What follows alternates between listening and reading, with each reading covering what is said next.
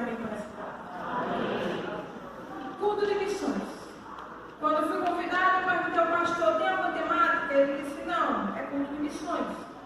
E eu pedi a Deus uma palavra dentro deste tema de missões e falar sobre missões. Quando nós pensamos em missões, nós estamos pensando na responsabilidade que o Senhor Jesus passou para a sua igreja, para os seus discípulos, quando da sua ressurreição, que ele disse, ide por todo o mundo e anunciem o evangelho a toda criatura. No entanto, na nossa mentalidade é normal que nós limitemos o termo missões a evangelismos que são marcados pela igreja, em que nós vamos em grupos, junto com a igreja do Senhor, anunciar, proclamar o evangelho às pessoas em uma determinada localidade. Ou então o chamado específico que o Senhor tem na vida de certas pessoas, como já foi falado aqui, missionários que deixaram a sua pátria, deixaram a sua casa, a sua família, e foram anunciar o evangelho, longe de tudo. No entanto, quando eu paro para analisar missões à luz da Bíblia, eu entendo que é algo muito mais abrangente do que isso. Eu gosto de uma frase que diz, pregue o evangelho em todo tempo. Se for necessário, utilize palavras. Quando o escritor dessa frase a fez, ele tem em mente a essência do ide de Jesus. Anunciar o evangelho com a totalidade da própria vida, com todo o seu ser. O cristão genuíno é chamado para anunciar a Cristo, não falando, mas vivendo. O cristão genuíno é chamado para anunciar a Cristo enquanto anda, enquanto para, enquanto fala, enquanto está na faculdade, enquanto está na escola, no trabalho, na família, na convivência em casa, aonde ele for, o Cristo que ele diz servir, precisa ser visto nele. Isso é missões. É anunciar a Cristo, além das palavras. Aí eu lembro do que Paulo escreveu. Em Atos vai dizer que Paulo disse, nele nós vivemos, nele nos movemos e nele existimos. O que é isso? É ter Jesus tão íntimo e tão envolvido na sua vida, que a sua simples existência, ela já anuncia o Cristo que você tem que servir. E quando eu pensei nisso, eu fui para Gálatas, o capítulo que nós lemos. E eu achei muito interessante, desde a primeira vez que eu li esse versículo, o termo que Paulo ele utiliza para falar dessa integração da nossa vida com a vida de Jesus. Ele vai trazer a simbologia de uma gestação. E quando nós vamos analisar as Escrituras Sagradas, nós podemos perceber que não é simplesmente Paulo que utiliza essa simbologia. A Bíblia Sagrada vai dizer que um dia, numa conversa com Nicodemos, Jesus olhou para ele e disse, aquele que não nascer de novo da água e do Espírito não entrará no reino de Deus. Na primeira carta de Pedro, capítulo 1, verso de número 23, ele vai dizer que nós fomos novamente gerados, não de uma semente corruptível, mas de uma semente incorruptível. E quando nós vamos para Tiago, vamos encontrar Tiago repetindo a mesma coisa, e dizendo que fomos gerados novamente pela sua vontade, segundo a sua palavra. A simbologia da gestação é algo que é utilizado em diversas passagens para falar da saída do homem de uma vida de pecado para uma vida com Deus. É utilizado em diversas passagens bíblicas para ilustrar o momento em que o homem deixa de praticar as velhas obras e é restaurada a comunhão com Deus. No entanto, quando eu chego em Gálatas, eu vou encontrar Paulo escrevendo essa simbologia não para o mundo, mas para uma igreja. Paulo ele não utiliza a simbologia de gerar a Cristo para uma nova vida, como nós estamos acostumados nas outras passagens. Quando os apóstolos, quando os evangelistas falam do novo nascimento, simbolizando aqueles que vêm do mundo para a luz.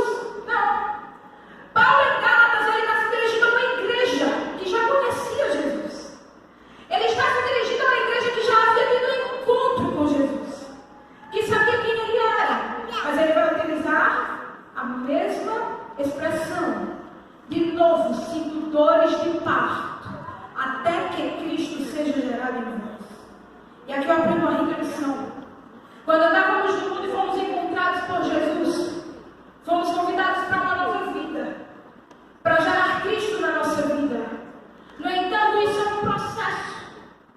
E processo demora.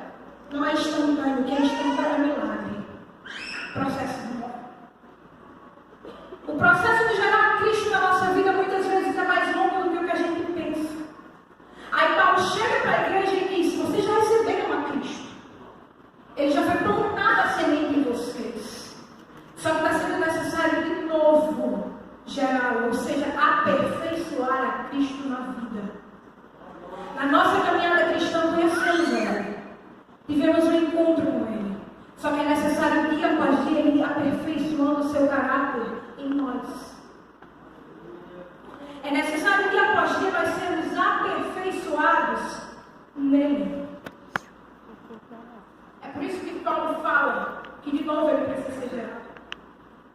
Com o tempo nós acabamos perdendo a essência. Isso é natural. Jesus ele nos chama para refletirmos aquilo que ele é. No entanto, com o tempo, a gente acaba se afastando. E aí ele diz, mesmo conhecendo a Jesus, é necessário um processo de aperfeiçoamento. E o que isso tem a ver com missões? Nós somos chamados para gerar a Cristo. E a partir do momento em que o caráter de Cristo ele é gerado em nós podemos apregoar esse Cristo de uma maneira mais eficaz.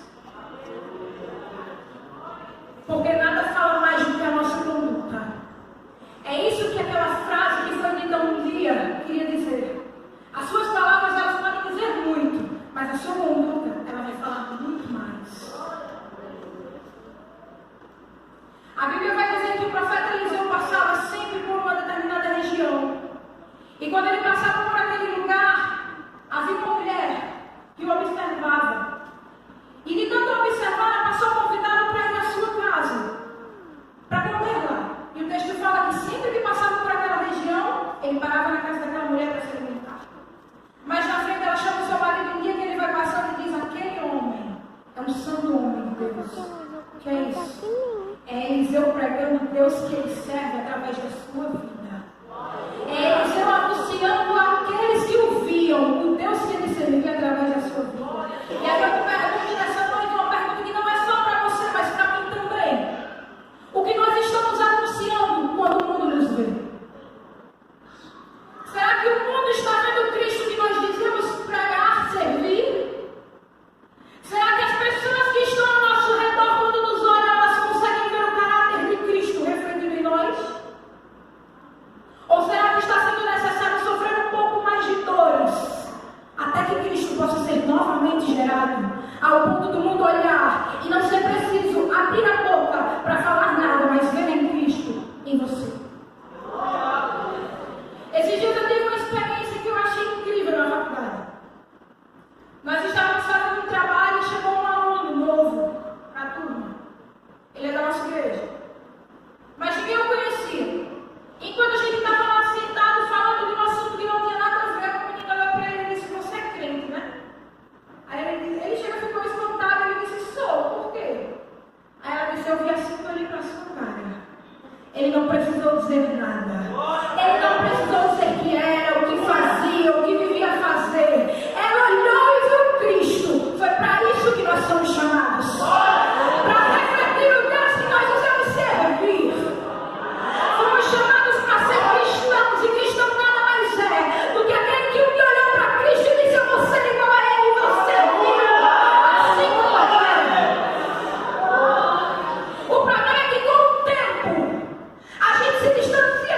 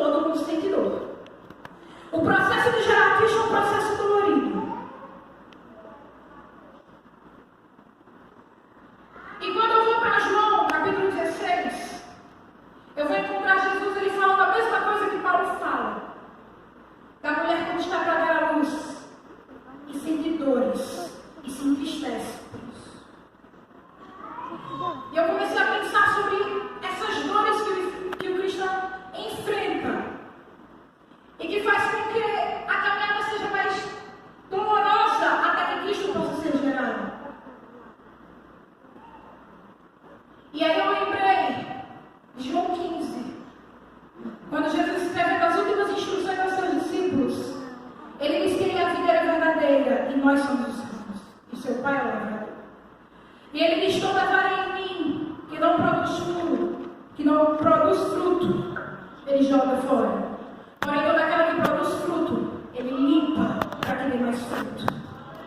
Eu entendo aqui que a dor é a limpeza de Deus na nossa vida, para que nós possamos dar mais frutos. Está enfrentando dificuldades, está enfrentando dores no meio do caminho. Muitas vezes é Deus limpando para que você possa dar mais fruto. No capítulo 16, a epígrafe vai dizer que as últimas instruções de Jesus aos seus discípulos antes da sua morte. O tempo de Jesus já estava contado. No capítulo 17 e 18, nós vamos encontrar Jesus sendo levado para a morte. Aí no capítulo 16, ele está com seus discípulos e ele começa a falar com eles algumas instruções para a caminhada após a sua partida. E eu achei isso interessante, porque dentro de coisas que Jesus considerou importante falar, ele vai falar de tudo aquilo que eles enfrentariam por terem escolhido viver como ele vivia. E ele vai falar de perseguição, ele vai falar de dor, e ele vai dizer: o mundo vai lhes odiar, mas não é por causa de vocês, é por causa do meu nome. Jesus, ele nunca passou a mão por cima do que era a caminhada cristã. Ele nunca pregou que seria doce ou fácil. Pelo contrário, no seu momento final com os discípulos, ele olhou para eles e disse: continuar na caminhada. Após a minha partida vai querer continuar seguindo os passos do Cristo. A caminhada vai ser de dor, a caminhada vai ser de aflição. E isso é a caminhada cristã. Passamos por dores, no entanto, nós entendemos que as dores que passamos, elas são para aperfeiçoar Cristo em nós. Porque Paulo diz: até que Cristo possa ser gerado em nós. Nós estamos envolvidos numa obra de modo que o Senhor ele está aperfeiçoando-nos a cada dia, até que cheguemos à estatura de varão perfeito quando chegarmos nos céus. E as dores, elas fazem parte desse processo. O problema é que muitas vezes a gente não encara isso como instrumento de Deus para a nossa vida. O problema é que muitas vezes quando as dores vêm, a gente só pensa em se livrar, em correr para Jesus e dizer: Pai, me livra disso. Quando na verdade é o Senhor muitas vezes utilizando as dores e as lutas para aperfeiçoar você, para melhorar a sua vida, para lhe fazer crescer e evoluir, para lhe fazer chegar a um patamar que você ainda não conhece. Nessa noite o Senhor te convida a enxergar as dores e as lutas que você enfrenta com outro olhar, com um olhar que te enxerga, com um olhar que te fazer ser mais forte e crescer. Aleluia. E quando eu parei para pensar em algumas coisas, algumas atitudes de Jesus e algumas coisas que a Bíblia vai nos trazer, como dores enfrentadas por todos aqueles que escolheram olhar para Jesus e fazer com que a sua vida se misturasse com a dele, a ponto de ser parecido com ele. Afinal de contas, a gestação fala nisso. Todo aquele que é gerado nasce com a característica de quem o gerou. O filho parece com o pai, parece com a família. Então a finalidade de gerar Cristo é ficarmos parecidos com ele. E eu pude pensar em pelo menos 3 coisas que nós enfrentamos no decorrer da caminhada e que podem ser capazes de nos ensinar a ter o caráter de Cristo em nós. A primeira delas é a saída da zona de conforto. Nós, enquanto seres humanos, somos acostumados a construir muralhas ao nosso redor, bases para nos segurarmos, lugares para nós nos apegarmos. No entanto, o Evangelho, quando ele chega na nossa vida, ele vem como uma onda. E aí ele começa a sacudir todas as bases que a gente se segura, tudo aquilo que a gente está se segurando, e nos convida a sair da zona de conforto. Quando eu leio a Bíblia Sagrada, eu vou encontrar um homem pelo nome de Abraão, que vivia na sua terra, era um homem próspero, vivia com a sua família, estava confortável no lugar onde estava. Mas um dia Deus apareceu para ele e lhe fez uma promessa, pelo menos intrigante.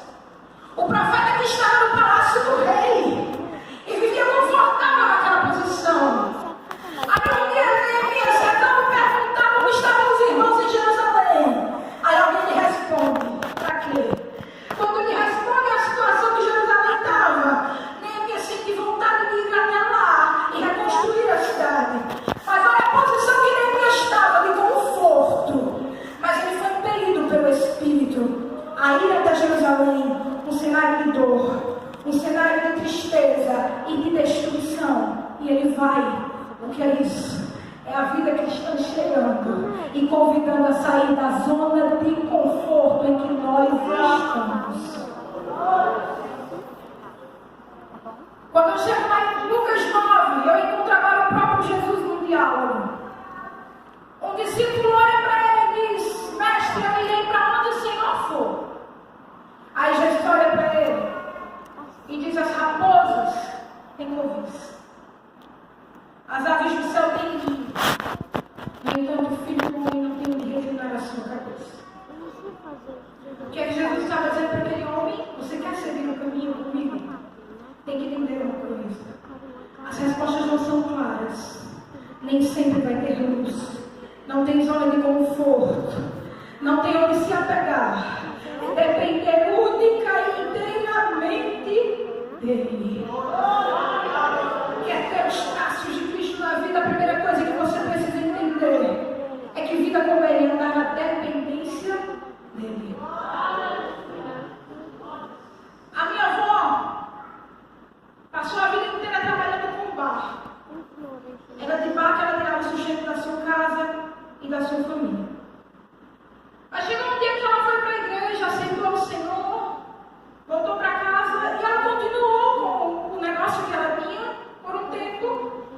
Mas chegou um dia que ela começou a se incomodar com isso.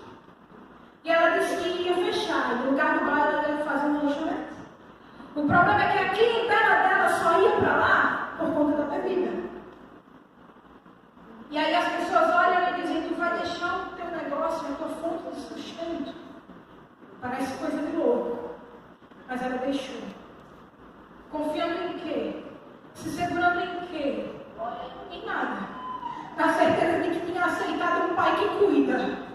Na certeza de que tinha entrado no caminho de alguém que não desampara. É isso que ele nos convida. A deixar o que precisa deixar. A abrir mão do que precisa abrir. A soltar o que precisa soltar. A tirar os pés do chão e se deixar ser guiado por ele. Quando o mundo olha, vai dizer loucura. Ficou doido.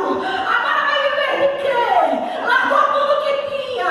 Mas daqui a pouco o mundo vai olhar e vai dizer que é alguma coisa estranha. Largou tudo, mas nunca faltou nada.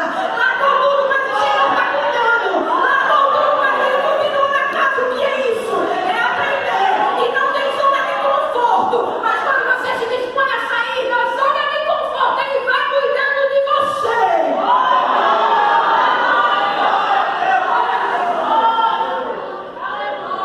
Saia da zona de conforto.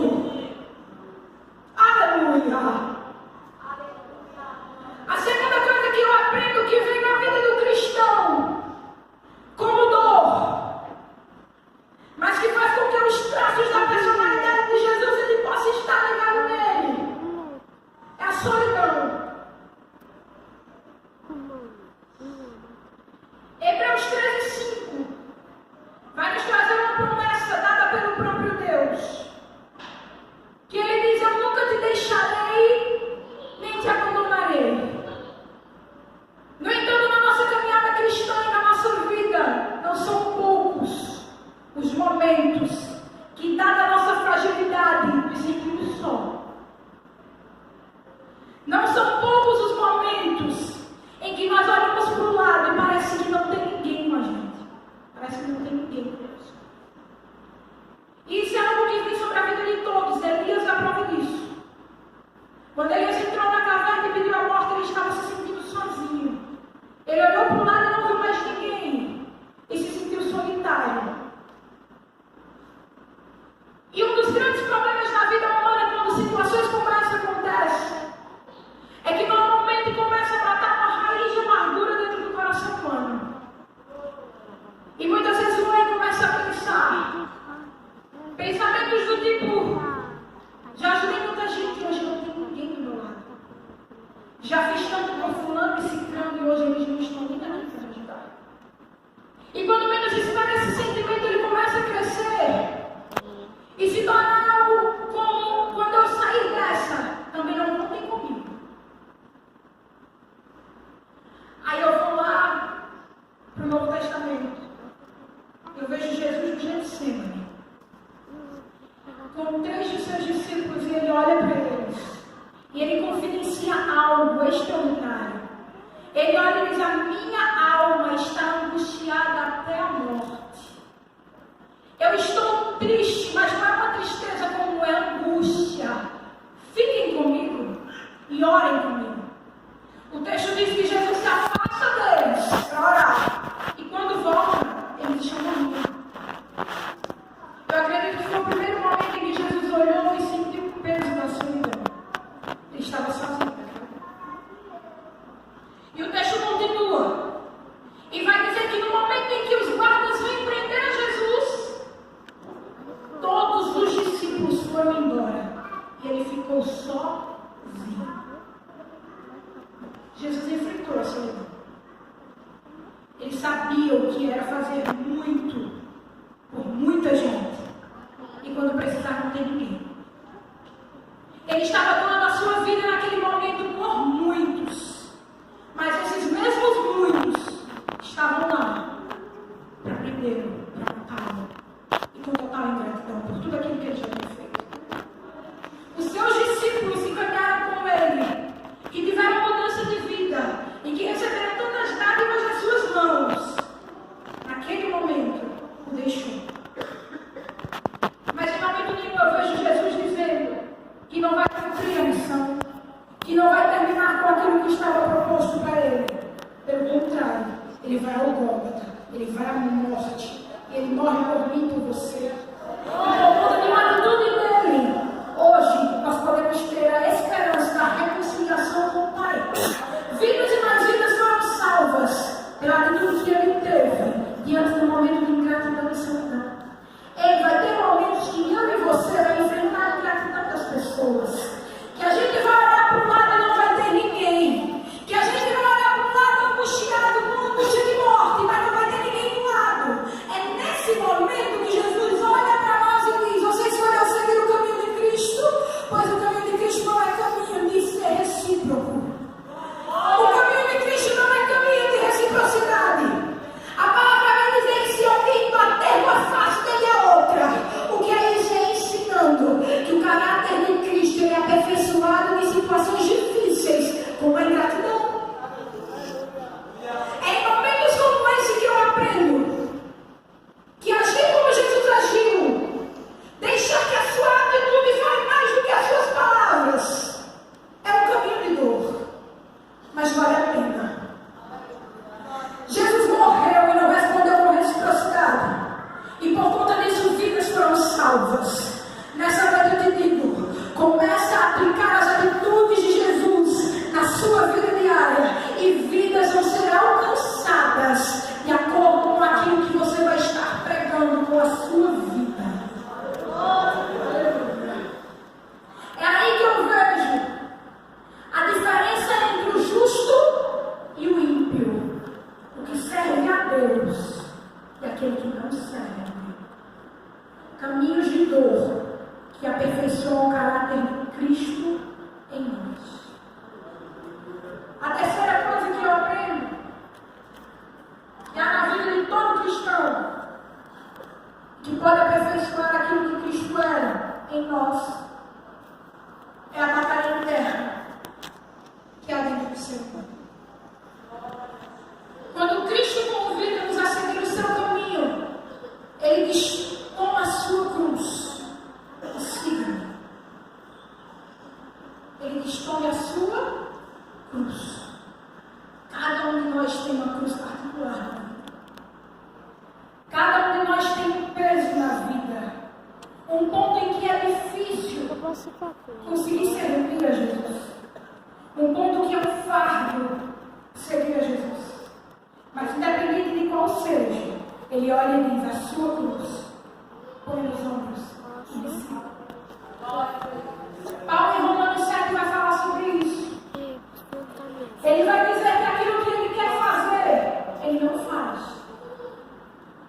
Mas aquilo que ele não quer fazer, no entanto, ele acaba sempre fazendo. Ele está falando da guerra interior que há dentro do ser humano, entre espírito e carne. Entre aquele que conheceu a Deus e tenta todo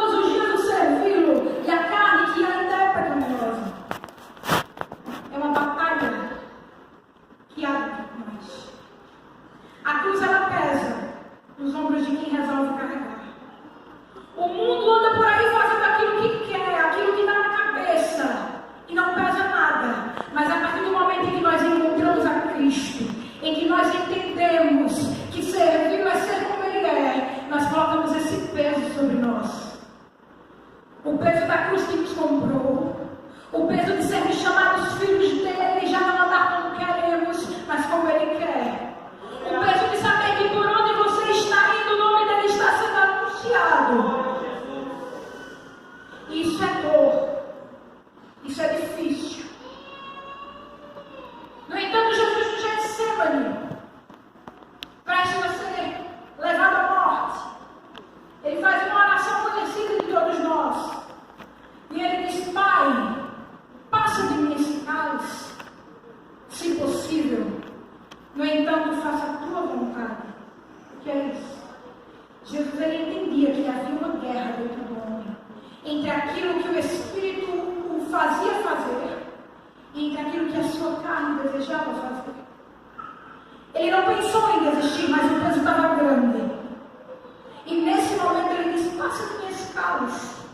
Mas na mesma hora ele diz: no entanto, não prevaleça a minha vontade, mas a tua. O que é isso? É entender que na vida cristã vai ter lutas internas dentro de você, mas é a vontade dele que deve prevalecer. E isso dói. Só aqueles que vivenciam a luta diária da carne, para não sucumbir ao pecado, para não entristecer ao seu Deus, para não manchar as vestes, sabe o quanto dói e o quanto pesa carregar a cruz e seguir. Mas Jesus passou por isso e nos ensinou que pode estar doendo, pode estar pesando, mas nós devemos, em todo momento, escolher por a vontade dele. Aleluia. E Jesus sabia de tudo isso. Se nós formos olhar a trajetória de Jesus nos evangelhos, nós vamos ver inúmeras situações em que Jesus, em situações cotidianas, ele nos dá receitas de como aquele que é gerado de novo, de como aquele que teve o caráter de Cristo em si, ele se porta. E em todas elas, nós vamos encontrar um confronto direto com a nossa maneira de ser. É por isso que Paulo diz: dores de parto, até que Cristo seja gerado. Aí, sabendo disso, nos últimos instantes de vida, Jesus convoca